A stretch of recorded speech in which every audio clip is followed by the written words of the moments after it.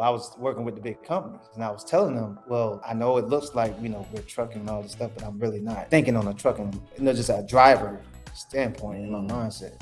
I'm really thinking of, okay, listen.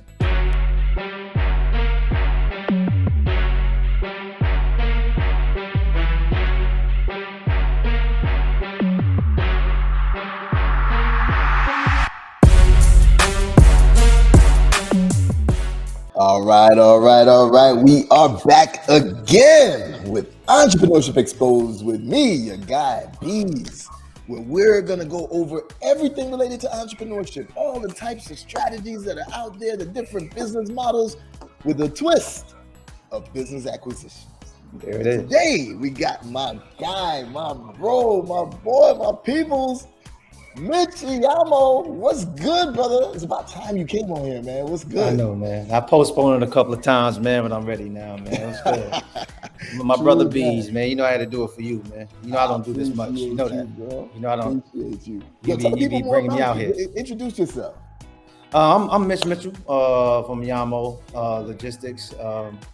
Basically started trucking in 2017. And basically grew my trucking company to about 8 to 9 trucks between me and my brother in about two and a half years. Ooh. Wait, you said he grew it how much in 2.5 years?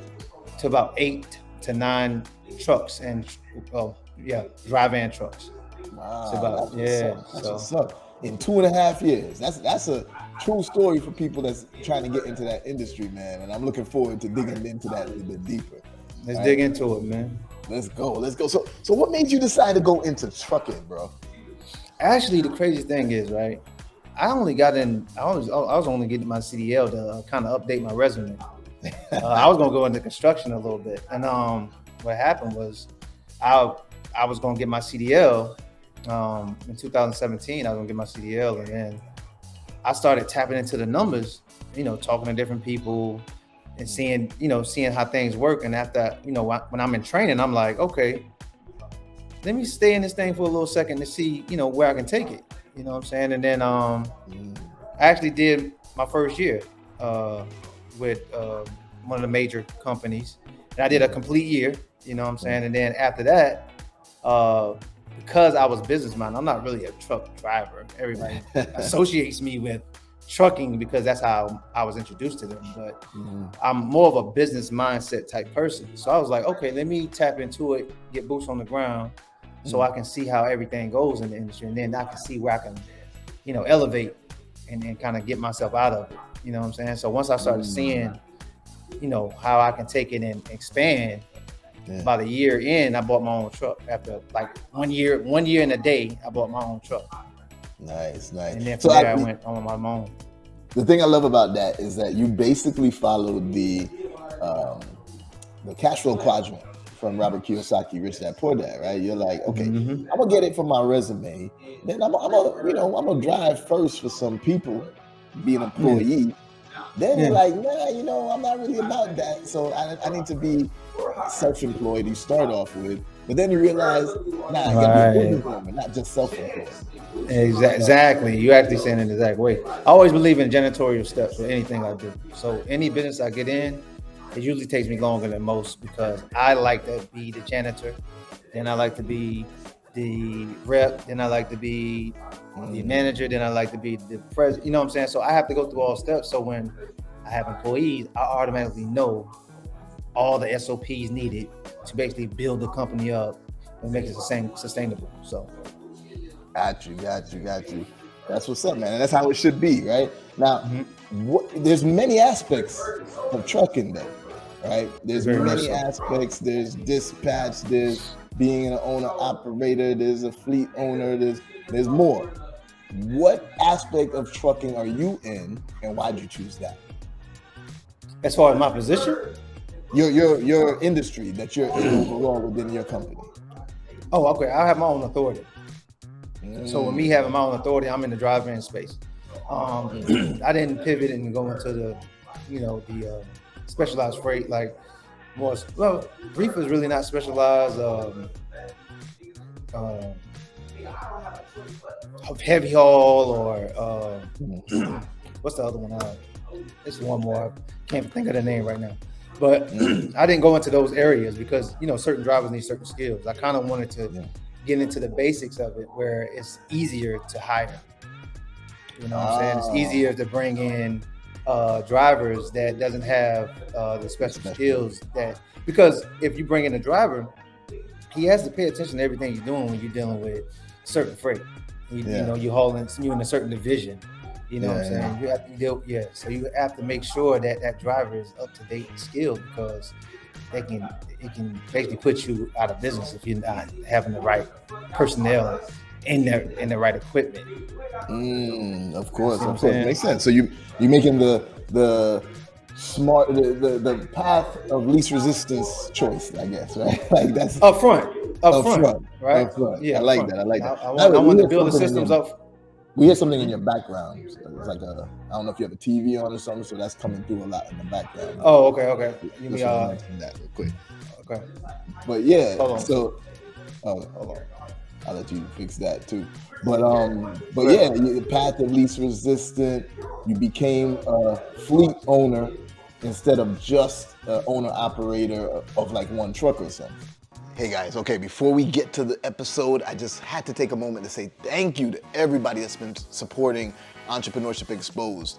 Your guy Beez here, and just having a great time having these conversations, showing you every aspect of entrepreneurship, because there's a lot of things out there that are, seems like all the glitz and the glam, everything looks good, but we want to make sure that you see some of the obstacles. Not things that will stop you, but just things that you need to know before you dive into this world of entrepreneurship. If you like this content, you like these videos, please just do me a favor and just make sure that you're subscribed to the channel. Make sure that you click the like button, comment on it, just tell me what you feel about each topic so I'll know how to adjust for other topics and have other guests on.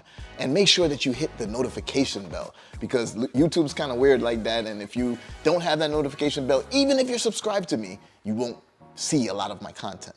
All right, so if you would like to support us, that would be the best way. Thank you so much. Now back to the episode. That the difference really that you made is like, okay, I was an owner operator first. No, actually you were an employee first. I was employee first, so I bought my truck, right? Mm-hmm. And then I was owner operator. Basically, I did containers first, actually. I started doing containers from October 2018 to like maybe June 2019. And I was doing containers and I was going to the, to the port.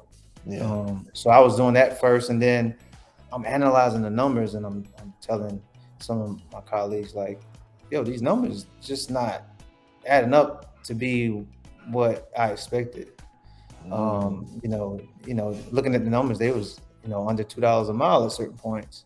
Now, of course, fuel was different at that time. True. And then things was just different, parts was unlimited at that time. So you still make money, but it wasn't like the money I was expecting. So I started off with, I started off going to the port and doing that. And then 2019, I started my own authority. And I had to start from the ground up.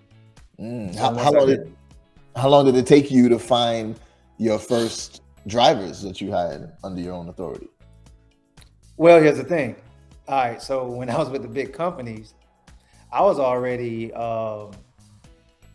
plotting to pull a driver from the big companies. So I was already making connections. I was already relationships over money. So I was already making relationships with other drivers while I was, I was working with the big companies, and I was telling them, well, I know it looks like, we're trucking and all this stuff, but I'm really not thinking on a trucking, just a driver standpoint in my mindset. I'm really thinking of, okay, listen, what you made this week, what you made this week, and I'm looking at what we could make. I'm like, listen, I know in about a year you can make more money than this. Just stay close to me. I'm telling you, I'm working on some things. So that's so basically I got my authority in July of 2019. I already had a driver. I just needed the driver to get experience first. So I was just waiting for them to go through the training.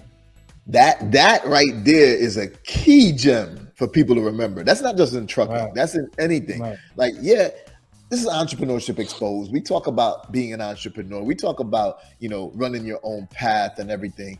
But we're not shaming anyone that's in their 9 to 5. If you want to be in your 9 to 5, that's cool. The only thing is that you really need to have multiple streams of revenue. So if you want to stay in your 9 to 5, make sure you're investing also so you got multiple streams of revenue.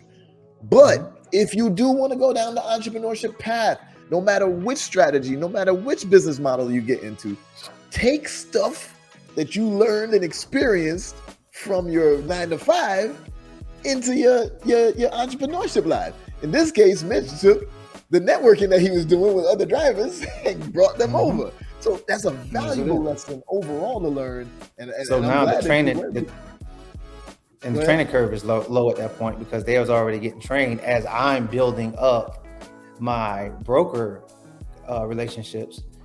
They are already getting trained. So now I have to do less training because I know how the company that we both came from, I know how they train. So now I can build a system based off the system that we was already using. So the learning curve is like minimal. So they come in green, red, you know what I'm saying?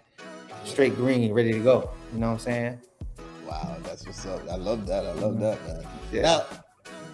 Now, I gotta ask, and this is before we get deeper into the convo, right? Because most people are like, yo, trucking is awesome. It's the essential thing. It's an essential. The truck's always running. You'll never not have business. That has an aspect of truth, but maybe not the whole truth. Would you agree? That's not the whole truth. There we go. So before you dig into it, just tell me a little bit about how 2020 and 2021 affected you. Okay, well, 2020 started off very well, number-wise for me. It started off very well, but then because of COVID, if I can do it over, I would do it over. Because of COVID, I kind of stopped my trucks. I didn't run my trucks from maybe April to like June. Oh, right. I didn't run nothing. I kind of shut it down because. Why did you choose to do that? Well, because the rates was very low from the rates that I was previously getting, and then, but what I didn't realize is the fuel was actually lower. So, say at the time, say in January of 2020, I'll probably fill my truck up with maybe like $400, right? Yeah. Whereas in maybe April, May, I can fill my truck up with $200. But I wasn't out there to see that. Now, no, like I said, me and my brother built the company up. He kept running. So I started analyzing his numbers, and I'm like, oh, okay, well, there's still profit here. Even though you might not be, plus, 100% or 200% profit, there's still profit there to take. You know what I'm saying? And that'll keep the drivers busy and keep them working. And that way you don't lose drivers in that standpoint. So I didn't start running again until late June. So I sat out for like 3 months, whereas he kept running, and it balanced out if you look at the amount that you're getting for the load versus what you're spending on fuel. So that makes sense. I didn't see it at first, but that's how you got to go through that's what you having hands on. When you hands on like that, and you're actually doing it yourself, because people try to make it passive and it's not, then you can see where, oh, it still can run. There's still a profit here to be made. Keep the business going. Everything kind of changes, because everything changes in trucking over time. So that you said a key word there though, because I've started and bought multiple businesses, right? Yes. I started my trucking company and quickly came out of it when I realized it didn't fit my model. My specific model is being and I think my model comes because I was a consultant when I was in corporate America, right? I worked at Microsoft, I worked at Accenture. As a consultant, they would send me into different companies to help to scale that company by process, systems, and people. It didn't matter what industry it was, because it was still the core of process, systems, and people within a company and how to make that most efficient and such. So for me, getting into any industry as an entrepreneur and as an investor, it made sense. I'm like, okay, I can do it. However, I need an industry that I can be passive, meaning it's not that the business is passive itself. It's just that I want to be able to hire people in it so that I'm elevated out of it, right? And I felt in trucking, even though I had people that I was starting to bring in, and remember, I started the company instead of acquiring. I should have acquired it at the time. But even though I was starting to put together my team of who I was going to have running certain aspects of it, I still felt like, I need to be really involved. This is one industry that you got to really be involved in the industry to know what's going on, know those trends, like you just mentioned. Like you sat out, so you missed the fact that fuel fell and that balanced off the lower rates, right? So that is why I got out of it, because it wasn't as passive as most people was leading me to believe it was. And my model says that I need to be able to have multiple companies that are running that can pay me passively per se. And, I just keep growing my assets under management that way. What made you say, I'm still going to stick it through? Were you passionate about trucking overall, or what made you just stick it through even when you realized some of those, problems or dangers that you had to go around? Well, one reason I was passionate about it because it was a family-owned business. It is a family-owned business, and my brother kind of jump-started me because he was already in it, and we just felt like it was going to change eventually. It couldn't stay that way. At the time, it couldn't stay that way for years and years and years. So once we stayed in it and we started running, we started seeing things change, the numbers change and everything else. So when I say the numbers change, I'm talking about the rates, right? Yeah. So we stayed in it, and late June, I started back running. He was already running. And in July, the fuel pretty much stayed the same. It went up a little bit, but the rates really they kind of started rising. So we was like, oh, the numbers looking different. So when we stayed in it, we started making over 200-300% because everything was still the same. Rates went up, as far gas stayed low at the time, right? So that's why we was like, okay. So that lasted for all the way from 2020 through 21. So 21 was our best year, ironically. So we did very well in 21. I mean, it was way more than what we expected, put it that way. Got you. Now, I had a company that was in supply chain management. I had to shut it down because the supply chain crisis affected it big time, right? How did that then end up affecting you and the trucking industry overall? Because 2020 gave you that increase, people staying home, people were ordering online more than ever, led to more inventory that needed to be moved. Things started to rise up, fuel was down, everything was good. 2021 started to be good for you. But then the supply chain crisis started getting worse and worse throughout the end of 2021 and then into 2022. How did that affect you? It affected me tremendously because in 2021 it was an abundance of freight and everything else. It's 2022. It seemed like we couldn't figure out kind of where everything went as far as the loads. Like the loads was going minimizing, becoming minimal, whereas the actual fuel began to raise up. And increase. You see what I'm saying? Right. So now it was only so many loads you can choose from versus what the increase was on the fuel side. So I really didn't dig into the whole supply chain aspect of it. I should have got what you got with it, but I just started looking at it from just a freight standpoint. We could just tell that it was not a lot of freight out there. Got you. Has that eased up now more so? No, it's still heavily out there. I think the bigger companies are pretty much taking all the freight. If you don't have relationships right now, you're not getting any freight. Wow. So and that's key. Yeah. Relationships in any industry, you got to have those relationships. It helps take you through tougher times and helps lead you to new opportunities. Exactly. What's the best way to create good relationships in the trucking industry? Well, kind of what we was doing basically in 2020 and 2021 was we was getting freight from the same brokers, the same shippers and things like that. So they start seeing our trucks consistently come through. So we started getting making contacts with some of the shippers, and start getting on their drop shipping or pick and drop programs. Yeah. So because we had so many loads, I can basically put a package together and say, well, we already doing so many loads with you guys within the last 6-7 months. So let us get on your program, your drop ship program, where we can get in and basically go directly to the shipper. And that's kind of how we was able to stay afloat, and how we are staying afloat, by having those type of connections with the brokers and the shippers. So we have like direct freight. So tell me this then, because now it's time we add our twist, right? Mm-hmm. Would it be beneficial to you if you bought some of those relationships? Yeah. Actually, it would be. Instead of building it up.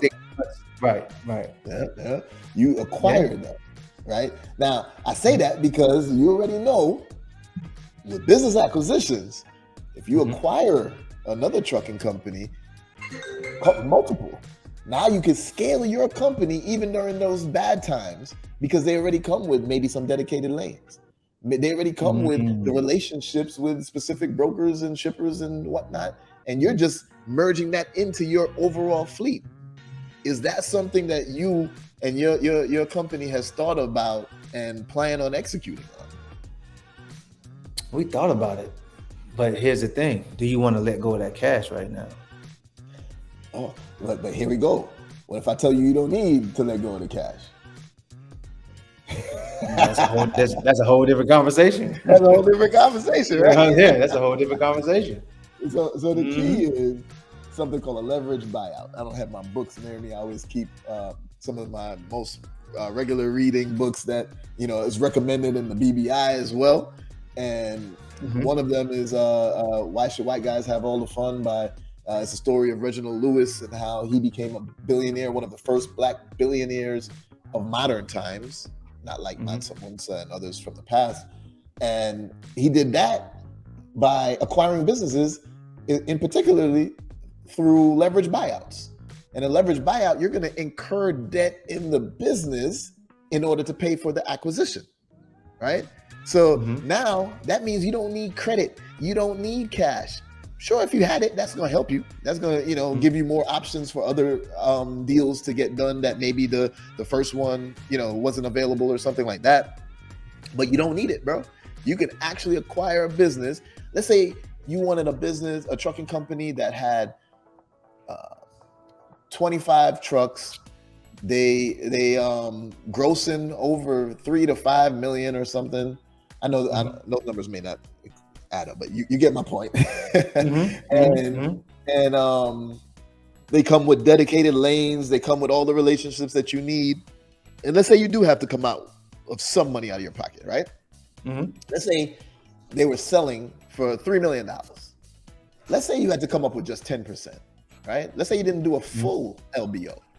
Would it be worth it for you to say, okay, I'll pay, what I say, 3 million, so 10%, so what's that, 300,000? I paid 300,000 in order to buy cash flow of $1 million.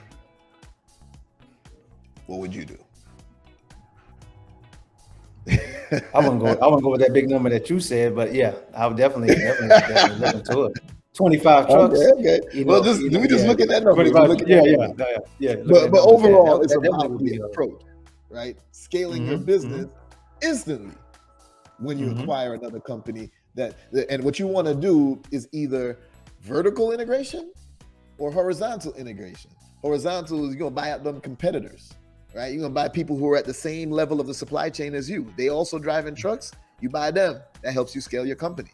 Vertical integration, you want to buy people that's at different levels of the supply chain than you. So maybe one day you're going to buy the ships that are carrying the containers over the shipping lines, and then your trucks pick them up. You get exclusive rights to pick them up because you own the shipping line too.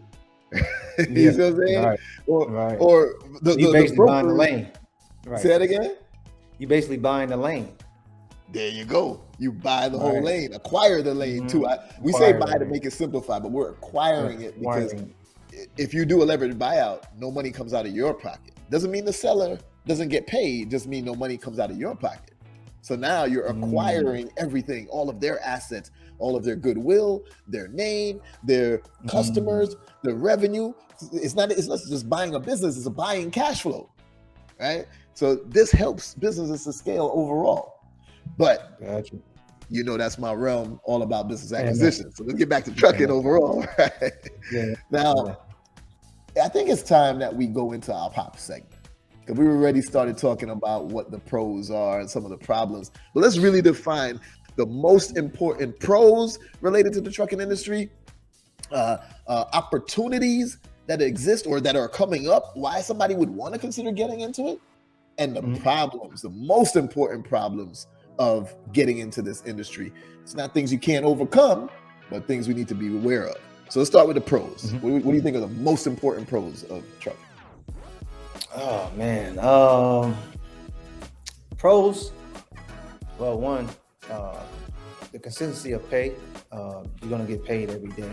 If you set yourself up the proper way, you can get paid every day. I mean, and the amount of cash flow that you receive,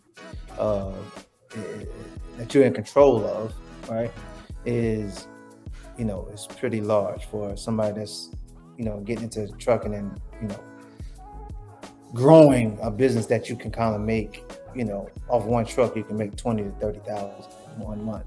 You know what I'm saying? Off one truck. You know what I'm saying? So from minimum to high, let's say 30. Some people make more than that. Don't get me wrong. Different divisions pay different things.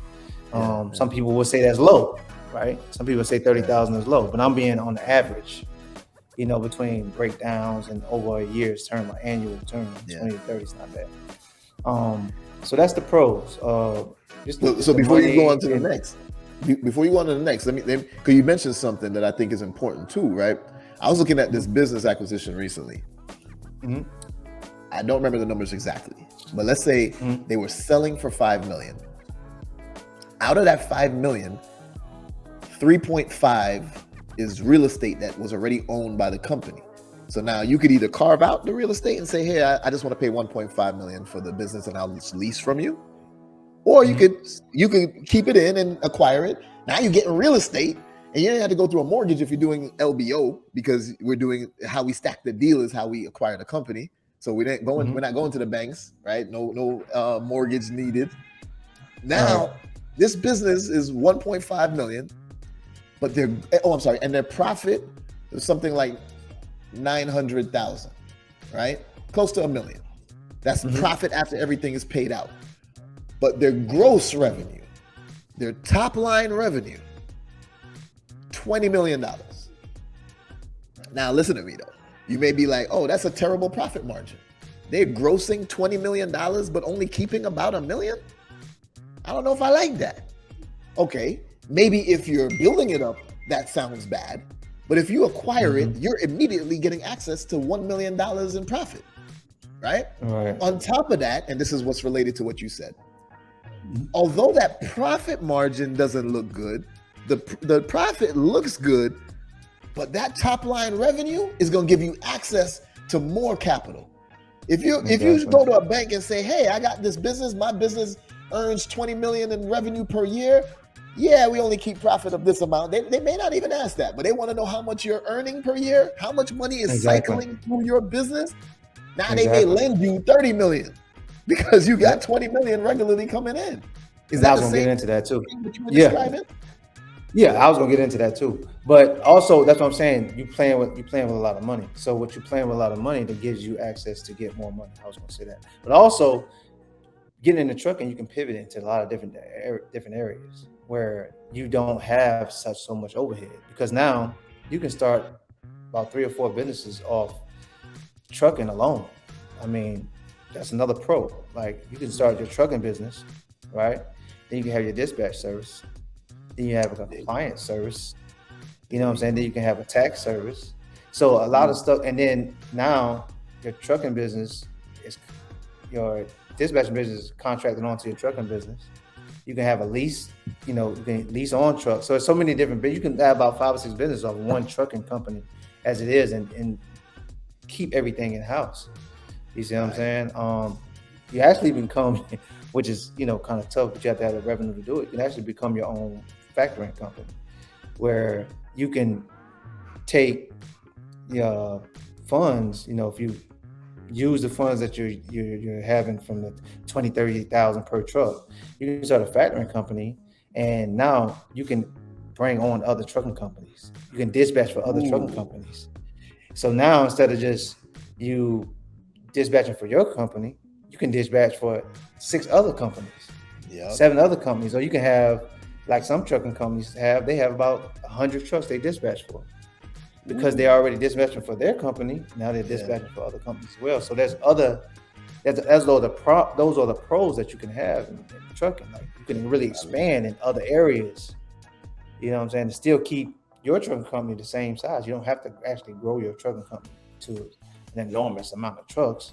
You can just use that as a platform to start other businesses within trucking that you can, you know, attach yourself to other companies. So I mean, that's another pro. And I mean, there's a lot of more pros out there. Don't get me wrong. I know people gonna say, "Oh, you forgot this, you forgot that." That's fine, but there's a lot of other pros that you can tap into with trucking. Would you say, if you were to acquire something in the business, excuse me, in the industry, would you prefer to acquire horizontally, like some more trucks for your fleet, or acquire vertically and get something like a dispatch company that, you know, maybe you weren't doing your own dispatch originally. Now you acquire a dispatch company, you could also do your own dispatch, but now you also are going to be getting exactly what you mentioned. You'll be able to do it for other companies as well. So which would you think is best to acquire?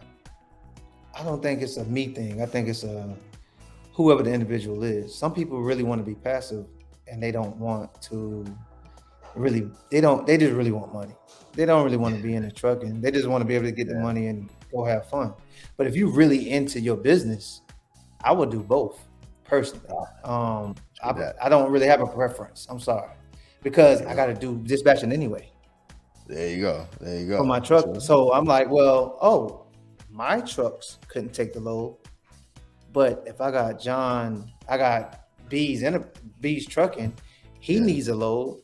Beez, I have this load here. Where's your driver? Okay, now I can assign you to that load through my dispatching company. You see what I'm saying? So that's what I'm saying. Got you. Okay. So that's what I'm saying. Like, for me, because I'm more boots on the ground, I'm more inside the business. Then for me, I would acquire both. There you go. Okay, we heard it here first. I'm gonna hold you to that too. And be like, hey, what acquisitions have you made in 2023? I'm coming back. We're gonna answer that question. Here you go. All right. So let's move into the opportunities now. Opportunities that exist or are coming up in the industry. Why people should really consider getting into trucking. Why should people consider getting into trucking? I feel like if you really want to be hands-on with trucking, you can get into trucking. I mean, it depends on what division though. You really need to study and figure out what you really want to do. Do you want to do hot shot? Do you want to do flatbed? Do you want to do dry bed? Do you want to do reefer? Do you want to do heavy haul? Like, there's so many different areas you can go into. Do you want to just do dispatch? Do you want to just be? So it just depends on what area you want to go in. Some people don't want to deal with the overhead. You know what I'm saying? So, something like dispatching or teaching, educational, helping people get into the trucking industry and helping them stay compliant.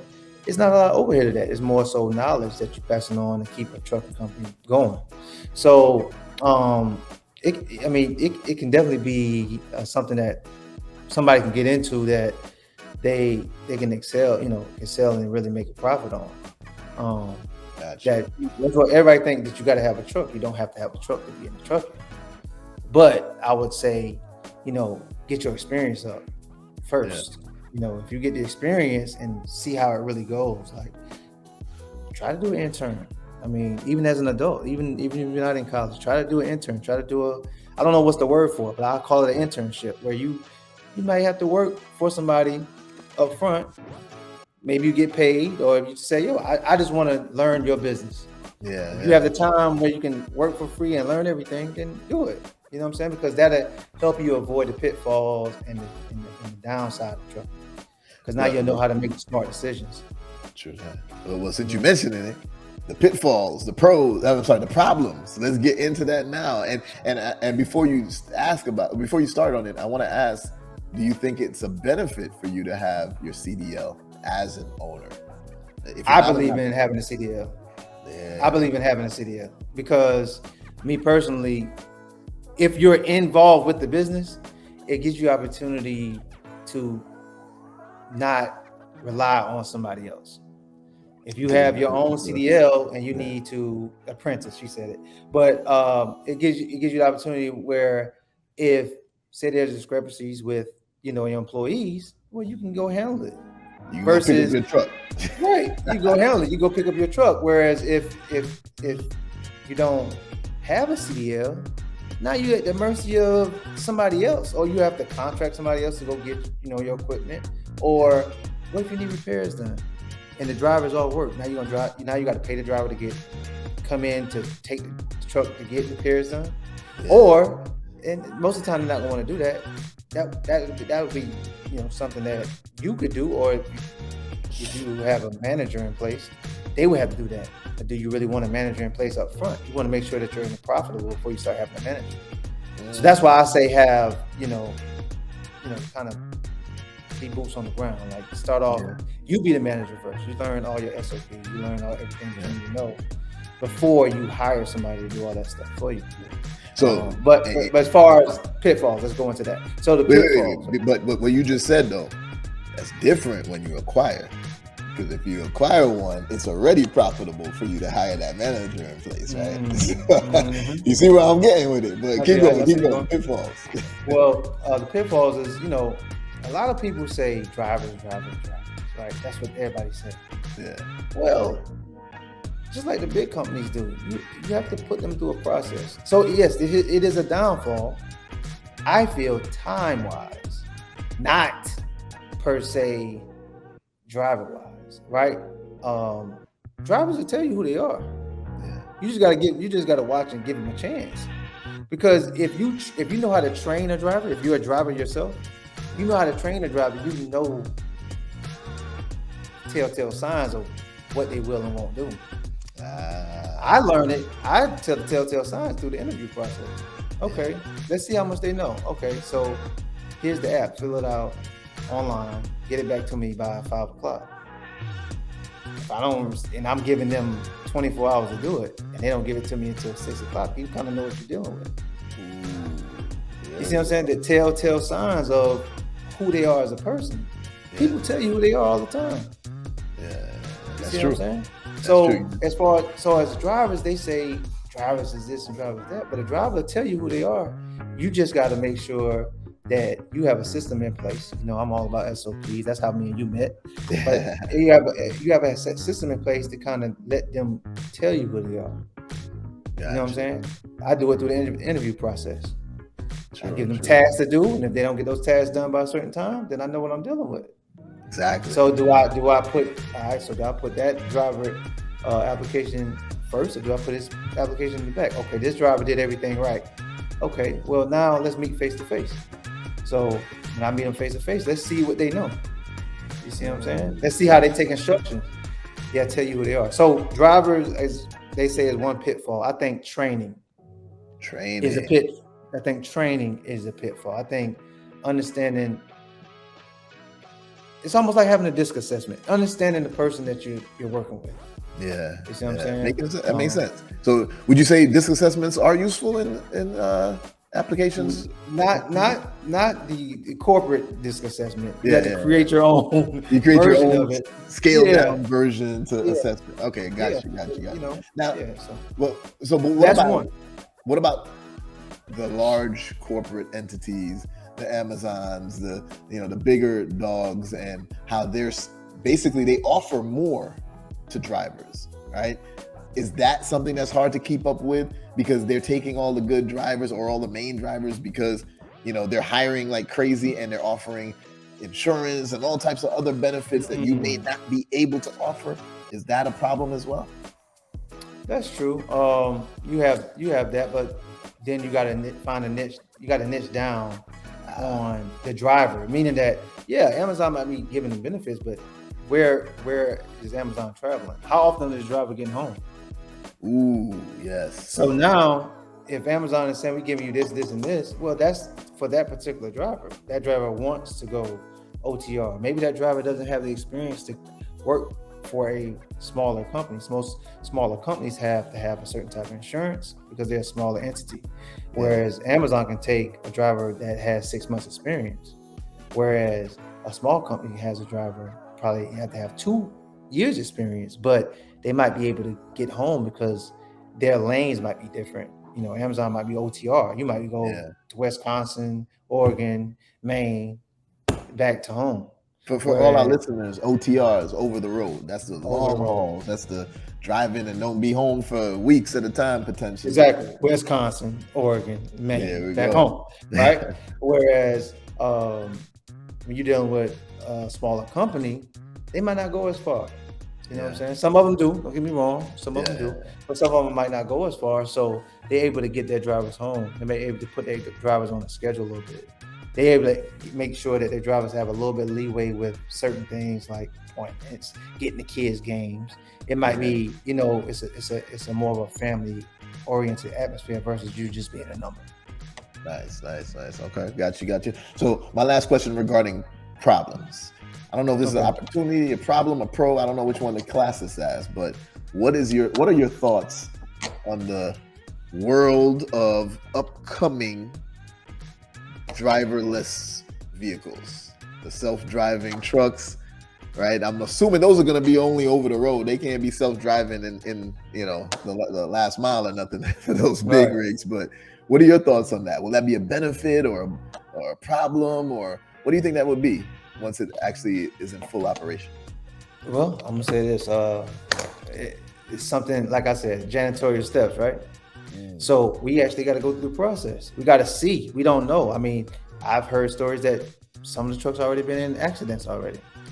You see what I'm saying? Yeah. So, you know, one accident in an experiment or a change like that in the industry, they're gonna blow that up and make it into something that it could be a problem or it might be just a mishap. We don't know how that works. You know what I'm saying? I mean, if the truck get in an accident and kill somebody, like, how is the government going to handle that? Is the government going to brush it under the rug so they can keep the, you know, because they're trying to get away from fuel. I mean, with all these things going on with fuel now, right? Yeah. So they might brush it on the rug and say, well, we're trying to get away from fuel, so we're going to push these trucks regardless of if they kill somebody or not. I mean, it just we kind of got to see how it works out. Does it help the smaller companies? That's a good question. I mean, if you can afford to get one, then, you know, some small companies will have it, but I don't know if they're gonna have a whole bunch of them like they have with the semis that they have now. The diesel, you know, semis. You know what I'm saying? So it just depends. I mean, it's a waiting game with that. I couldn't even give you a solid answer on if it's gonna benefit the industry or not. Yeah, and I'm sure they'll compare it to accident rates with actual drivers, and they may say, oh, well, it's still less than that and blah blah. I mean, trucking in general is a restricted industry when it comes to the banking industry. Like, they're going to offer less if they know you have a trucking company because there's more liability. Those are huge weapons that are on the road that could kill people at any time if care is not, you know, taken into consideration, if they're not being careful. So I'm curious at how the whole thing is going to shift when it comes to, I mean, it'll help you in terms of you won't have a problem finding drivers because there's so many bad drivers or very little drivers available or whatever. But who knows if it's going to help you. I mean, we at a point now where they saying that they still need a driver in the truck for the ones that's out right now. So, I mean, we still got to see. I mean, like I said, we don't know where it's going. I know we'll see within the next year or so, though, you know, where they are with it. It's going to really pick up. Well, they already have electric truck now. They have electric trucks now as we speak. Do you have any in your fleet? No. Nah, I mean, are you going to get one? I don't think. That's a good question. That's a good question, but I'm waiting to see the results. I'm waiting to see, you know, how all this turns out. Like, you know what I'm saying? Because they saying basically, you know, the electric trucks, you got to plug it in just like a Tesla or anything else. You got to plug it in for so many hours. So you only can go about 550 miles. Ooh, so it's gonna reduce your ability to stay on the road. And if your truck ain't on the road, it ain't making money. Kind of. It's gonna reduce it. I mean, I'm sure they're gonna have pods or whatever set up for you to be able to get it, charged up. But I don't know if every place that you can go or every lane that you can go, you're gonna be able to charge your truck up though. Yeah. See what I'm saying? That's so my lanes, it might not have charging ports everywhere that my trucks go. So now what do you do? Because it's not like it's a dual. It's not like it's electric and diesel. It's electric. Electric only. Yeah. So now the trucks. I faced that problem. Listen, you're preaching to the choir because I remember driving my Mach-E, the Ford Mustang Mach-E electric. Mm-hmm. Great car, man. Love it. And I drove it from like Miami to Tampa, and I totally screwed me over because I took note of the charging stations along the path, right?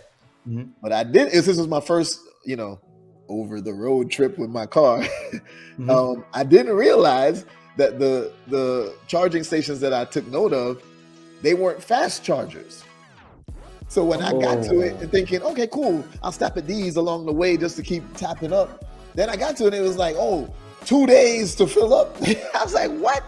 I was like, hold up. Now I'm scrambling trying to find chargers along the route. I'm like, wait, all these chargers are not fast chargers, and I didn't know. The map didn't tell me that. Look what you just said. You didn't know, so you had to experience it yourself. Yeah, that's what I'm telling you. Boots on the ground. So you didn't know. You did research. Yeah. And still, your research didn't give you all the details that you needed to do that trip in the time frame you were trying to do it. Yeah. And that's how this got to go.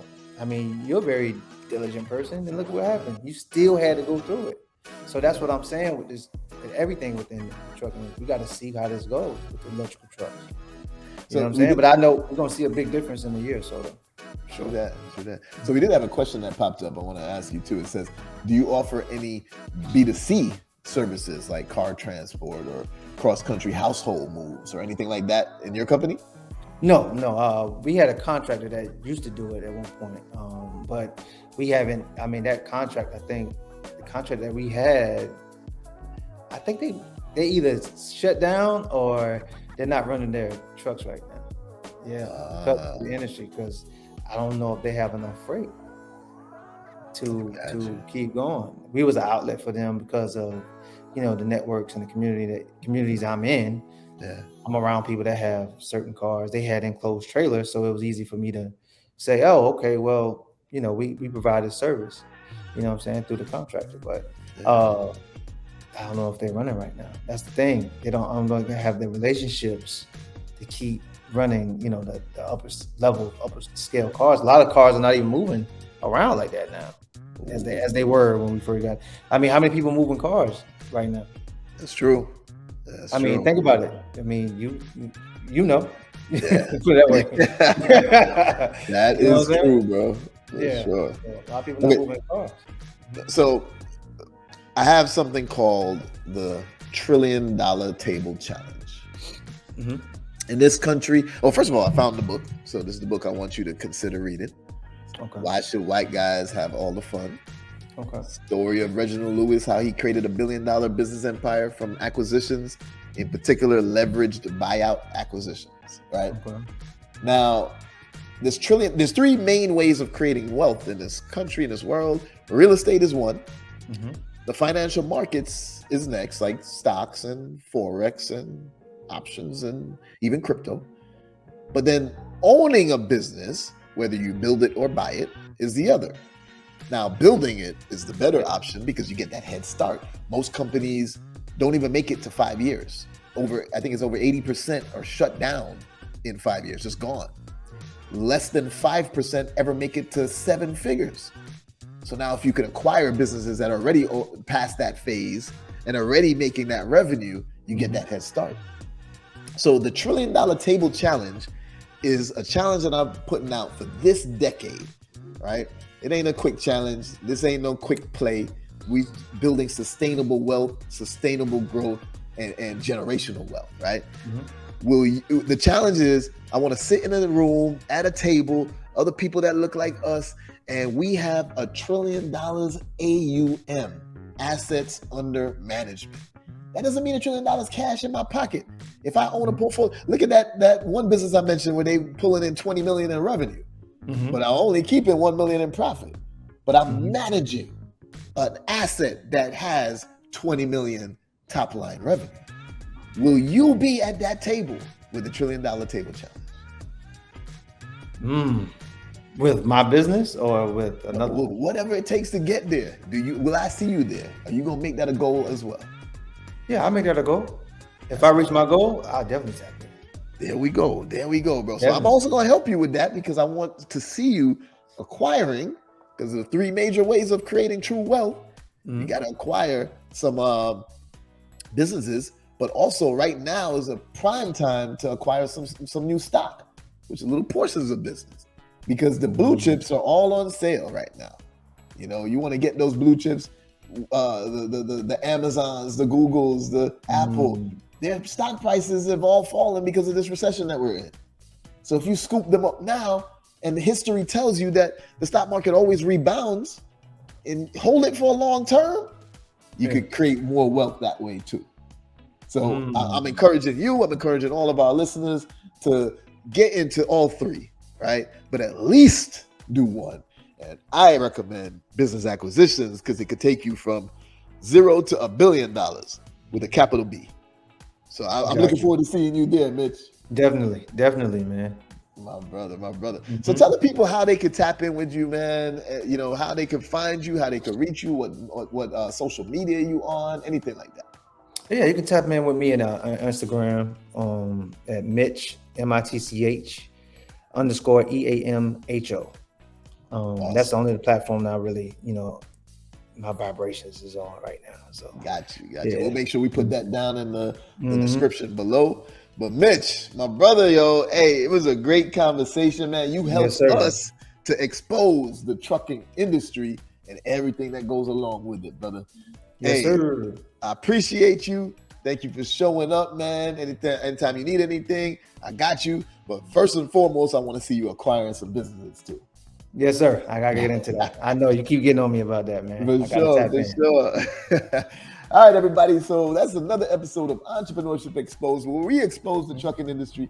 Make sure you are liking and subscribing and turning on that notification bell. Make sure you're on all podcast platforms, checking out every episode, because you don't want to miss this information.